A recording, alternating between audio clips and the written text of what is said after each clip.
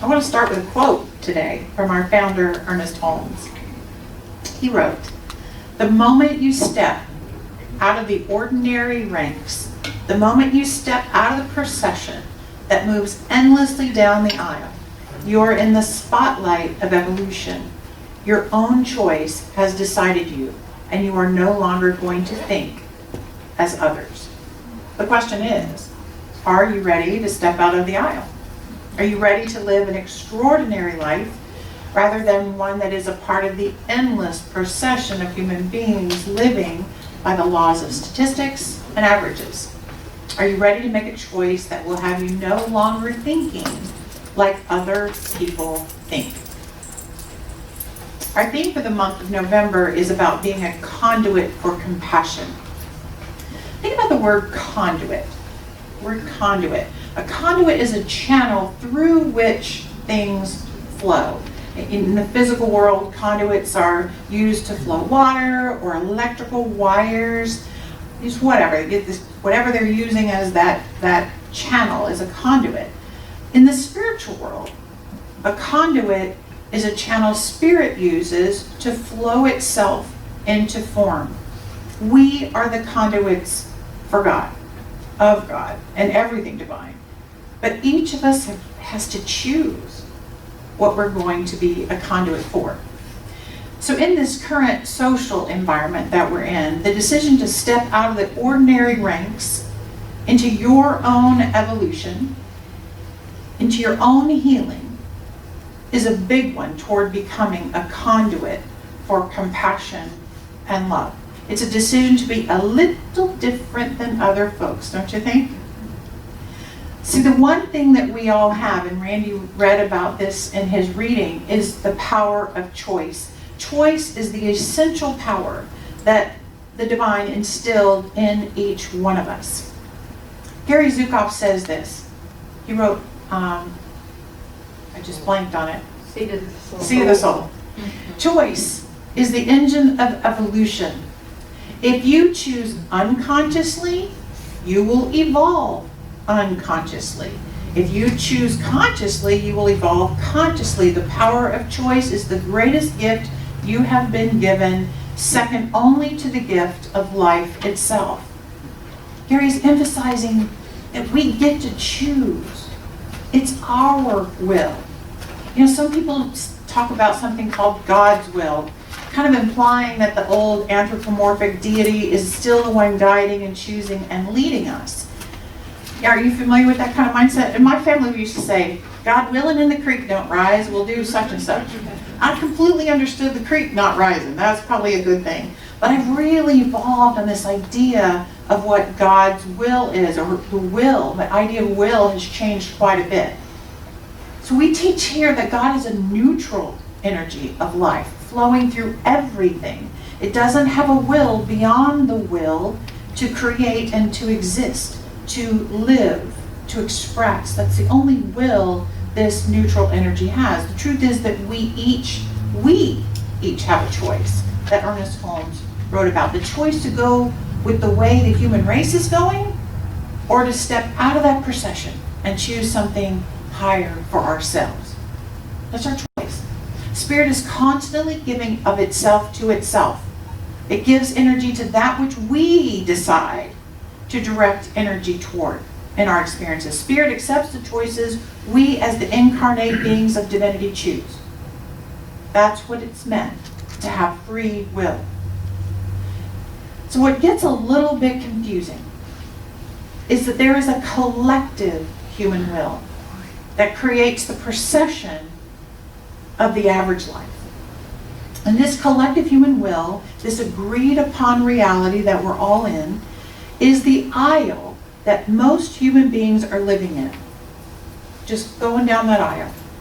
Then there is the individual will to choose something extraordinary, to choose to express our highest possibility, to decide to defy the law of averages and call forth a greater experience. That being said, doesn't it benefit us to choose from a place of love and compassion and self-care and integrity and goodness?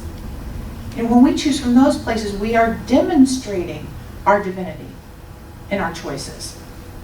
So here's the truth, and we talk about this all the time. We can look at the world, we can respond to the world from a human perspective or a divine perspective. We get to choose. A human perspective is that one that's always about protecting our ego, defending ourselves, realizing that we are separate from everybody else. It's each for his own, right?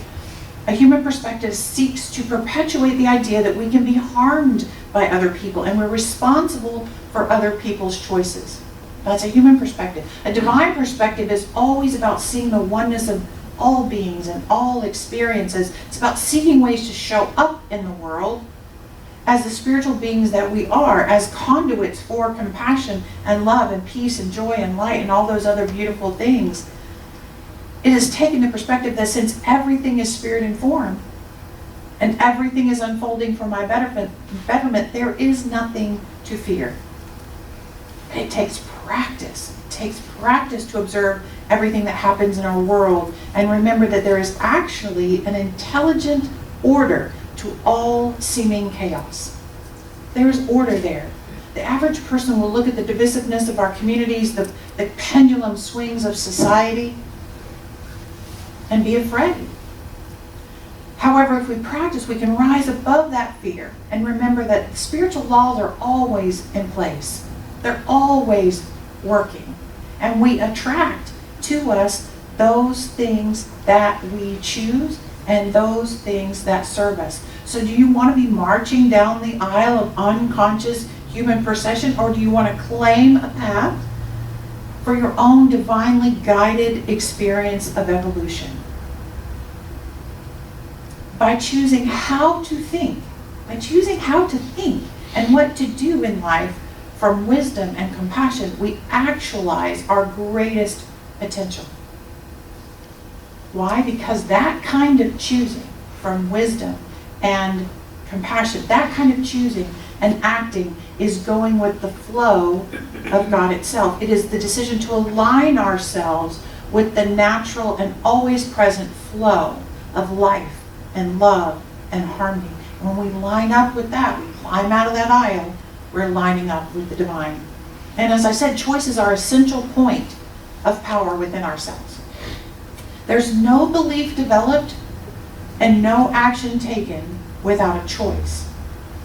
And we're either choosing consciously or unconsciously. In other words, we're either aware of the choices we're making and we just kind of go with our own flow, or we're unaware and we are just in that procession down the aisle we were talking about. So I wanted to share some examples about what it means to choose consciously or unconsciously. And then how do we grow that power to choose more consciously? Because both ways of choosing are impactful. Because the power gets behind your choices no matter what. But choosing with awareness can lead to better results in your life. So let's start with eating. It's almost Thanksgiving. Let's start with eating. So if we're in the human procession of life in our country, just choosing what to eat unconsciously, just based on kind of what's available, we're going to consume like the vast majority of people do. We're probably consuming more calories than we should in bigger quantities than we need, right? We're drinking sodas and other beverages that are just available, just like the average human being. And I don't know about you, but letting my human self just kind of go down that aisle is a little bit dangerous for me, right? But if we can wake up to our own patterns, get that consciousness around eating, we can begin to choose what we eat from a higher part of ourselves. We can choose things to eat that are better for us, better for our bodies and our minds. We may consciously choose to consume like maybe less of certain things and more of other things. We can just select a food plan that better aligns with our own energy needs and all of that. So I choose eating as an example because every single one of us has a relationship with this kind of choosing. The power of unconscious choosing and the power of conscious choosing around eating. And whether we are living our own example or we're watching someone else, we get that one, right? See, I'm on camera every week, so you guys get to see and know whether I'm eating consciously or unconsciously, right? So choosing in this area of my life is done more effectively when I choose from a place of wisdom, self-care, and compassion, right? So that's an easy example to talk about. Let's shift. Let's look at another area of our lives where it's often more challenging to choose from a divine perspective. Let's look at relationships. And it doesn't matter if we're talking about family relationships or intimate relationships or friend relationships or work co-workers, acquaintances, or whatever. Relating to other human beings is either done from a human perspective or a divine one. And maybe as we head into the holidays, this is a good one to get clear on, right? Okay. So on a human level of choosing, we choose from the perspective of self-protection and control, right? Our human side thinks that our happiness depends on other people's cooperation. We think we know what's best for other people too, right? And we want them to choose actually in a way that takes care of us, right? Relationships on strictly a human level can be anything but compassionate because they become about power and control. But let's remember where your happiness lies. It lies within you. It cannot come from outside of you. It is related to your presence and your connection to your breath and to your body and to yourself, right? Your happiness is that vast, boundless space in your heart where all these emotions move through you. And we have to step out of the aisle when it comes to human relationships and evolve to a place where we fully understand that our happiness is an inside job. When we constantly choose from a place of wisdom and self-care and compassion, we free ourselves to relate to any other human being without fear or the desire to manipulate others. We step to a place where we know we can't change anyone. We can't change anyone. We can't control anyone else. And we aren't responsible for anyone else's healing or their choices. When we relate to others from a place of high consciousness, it shows. It shows. Because we have this poise. I love that word. We have this spiritual poise around other people, no matter what other people may be doing or saying. When we are poised, we fully know that someone else's opinion or upset or pain or whatever is about something within them. It's not about us or something that we're doing or not doing. And we take full responsibility for recentering ourselves in our own inner peace without blaming anyone else for our own upset or opinions or pain, right? So I've talked about our physical body, our relationships, and how we can kind of begin to live an extraordinary life. What about our career or our creative expression in the world? See, we're in the procession of human average existence. We've probably stopped following our hearts a long time ago. When I was doing this research, in 2015 they did a poll and only 31% of Americans love their jobs. 31%, how does that happen? How does that happen? The deal is our human cells love stability and security, right? So when we get a job that pays the bills and sustains our existence, we just tend to stay, don't we? Yeah. Most of us don't even look further than where we currently are. But is that founded in spiritual truth? Is it really? It's tricky because the universe basically says yes to whatever we fully choose. And to be quite fair, most of us are asking for stability and security more than we are asking for fulfillment and engagement in our work lives or our creative lives. So how do we find more joy? My encouragement to all of us is to step out of the aisle as much as we can. You know, if you feel like you've got to stay employed where you are, make a conscious choice to fill your other hours with things that open up that inner conduit of self-care and compassion. You know, maybe it's music or being in nature or discovering new restaurants or creative artistic stuff, whatever it is, whatever reconnects you to your source. Now, I was watching an interview with Oprah. She was talking to Emmanuel Acho. Do you know who that is? He's a former NFL player who launched this thing he called Uncomfortable Conversations with a Black Man. And he captured my point perfectly in this interview when he said, there is a difference between your career and your calling. And his career was as a football player, but his calling was to heal the divide between the white world where he went to high school And the black world he found in professional sports. He wanted to heal that. He casually said, most people get stuck in their career and never find their calling. He wasn't like making a big quote. He didn't even do quotes. He just said it. I was like, that is perfect. He stepped out of the aisle of the procession of his profession and found his calling. Stepping out of the aisle is to find your calling. To listen to that urge within you and move toward that which opens up your conduit for creativity and divine expression in your life. It's about consciously making choices about how you use your intelligence, how you use your time, how you let your creative juices flow in your life. See, remember, the energy that's living as you wants to be creative. It wants to be expressive, but it takes our willingness to allow that to flow through us. So I want to share another example about someone taking their life to an extraordinary level.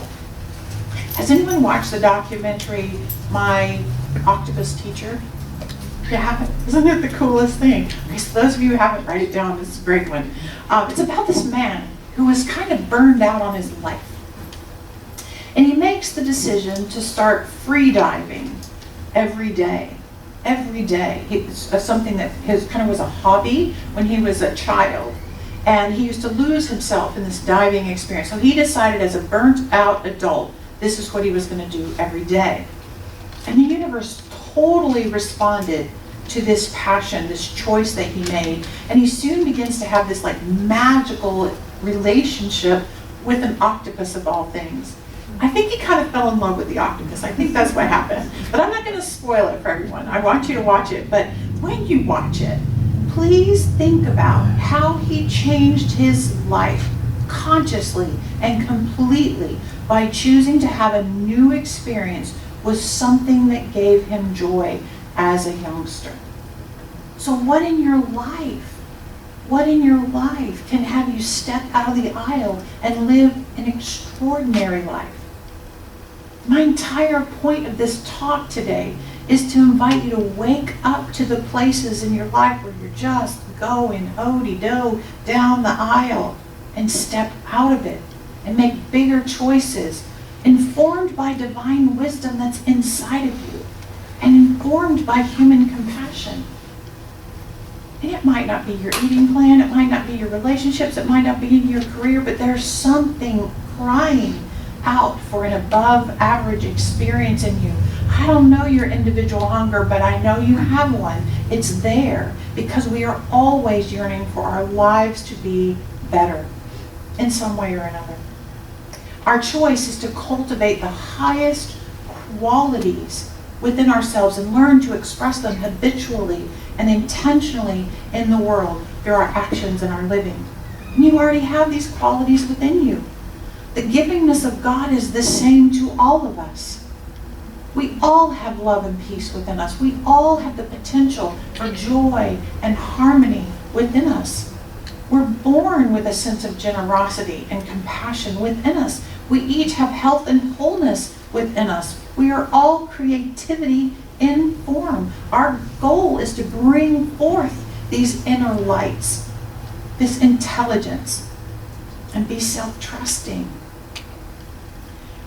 Raymond Charles Barker was a student of Ernest Holmes, and he's a fabulous writer. And he wrote this: all intelligence abides in your subconscious and awaits your call upon it. You may say you do not know what to do, but at the center of your mind is the clear decision that you should make. It is right there. It's right there. That intelligence is in there. And this is about returning to the center of your mind and recognizing your spiritual identity more and more every day. And remembering that your individual choices influences the whole. When one of us steps out of the aisle and begins to choose from an inner awareness of divinity, others marching along behind us are impacted by our freedom and our enlightenment. They have the opportunity to be inspired to step out of the aisle too, because we're all connected. Commit to your own growth. Commit to loving yourself enough to become an expression of your best self. Commit to being a conduit for compassion. So no matter what conditions and circumstances you find yourself in, say yes to choosing a higher path over and over and over again. So I invite you to do our one sentence affirmation. Read this with me. Today I choose wisely, compassionately, and decisively to express my inner divinity in all that I do, and I watch my life rise up as extraordinary. And so it is.